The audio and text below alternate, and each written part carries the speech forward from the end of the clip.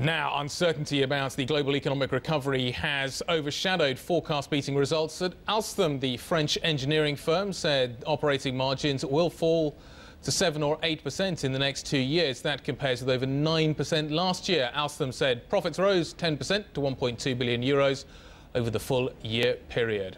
My colleague Stefan Bodransky caught up with Alstom's chief executive Patrick Kron and asked him if he was confident that orders will start to pick up this year.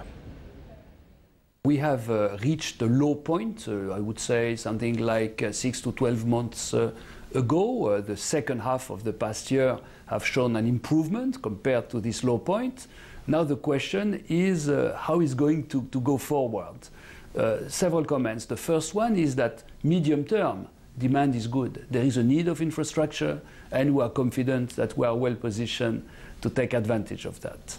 We have a very strong commercial activities. We answer a lot of tenders, etc. This being said, the key question is when will all this materialize into contracts, and it's quite difficult to say. So what will be the speed? We probably have a low point behind us, but what will be the speed and the nature of the recovery? Difficult to say.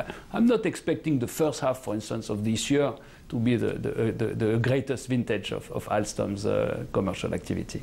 Are you worried that governments and public companies may decrease their investments because they want to limit their debt level? Well, I think there is obviously constraints on the financial and budget is an issue, but at the same time, it's the role of the politicians to prioritize. I mean, there is a massive need for transportation, for instance, a need for mobility, there are environmental issues, there are congestion of the cities, and train is a great way to transport people within the cities and between the cities, as well as in freight as well.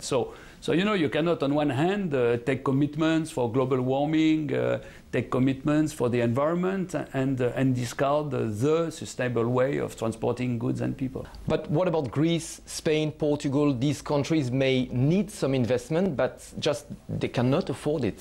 Well, I mean, if there is clearly a need of taxpayers' money to finance passengers' transportation. So this obviously may be an issue, but I mean, again, it's a question of allocation and it's a question of priorities, and we believe that the area in which we are is one area which is in the top of the priority list of the decision makers. Patrick Kron speaking to us a little bit earlier.